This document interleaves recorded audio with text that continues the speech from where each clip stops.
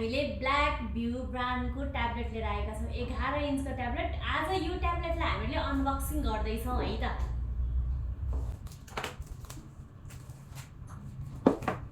सट हाम्रो ट्याब्लेट चाहिँ निस्किँदैछ।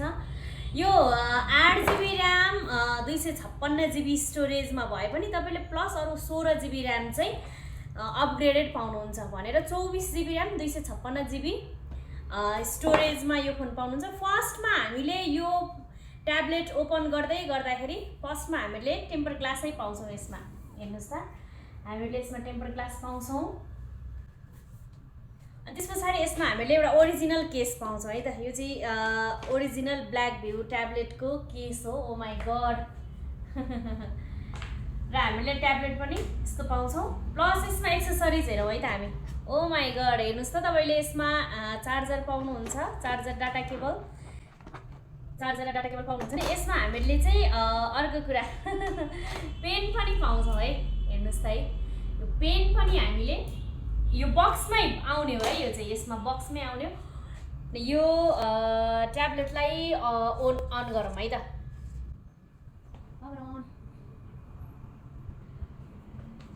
blackview को ट्याब्लेट हामीले क्यामेरा पनि हेर्नुहोस् न, क्यामेरामा पनि के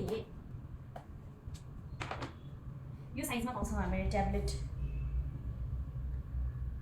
7700 mAh को ब्याट्रीमा 13 मेगापिक्सलमा रियर क्यामेरा, 8 मेगापिक्सलमा सेल्फी क्यामेरा पाउँछ। मैले ट्याब्लेट अन पनि गरिसकेँ है।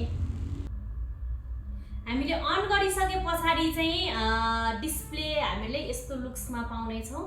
यसको पहिला हामी हेर्नुहोस् त, फ्लिप पनि कस्तो मजाले फ्लिप हुने रहेछ। यसको क्यामेरा टेस्ट गरौँ है। अब प्राय ट्याब्लेटहरूको अब क्यामेरा कसरी देख्नुहुन्छ तपाईँले? फर्काएर के हो त्यसरी? ब्याक क्यामेरा तपाईँले देख्नुहुन्छ, ब्याक क्यामेरा यस्तो आइरहेको छ। राम्रो छ क्यामेरा पनि, तपाईँले जुम पनि राम्रो पाउनुहुन्छ यसमा। प्लस पनि पाउनेछौँ, यतिको राम्रो क्यामेरा पाउनेछ। यसको सेटिङमा जाउँ है हामी। यसको स्टोरेजहरू अझै राम्रो तरिकाले हेरौँ है।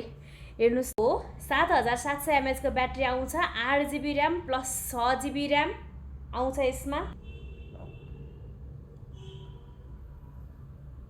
हामीले 16GB र्यामसम्म अपग्रेड गर्न सक्छौँ, प्लस 24GB र्याम हुन्छ है त यसमा।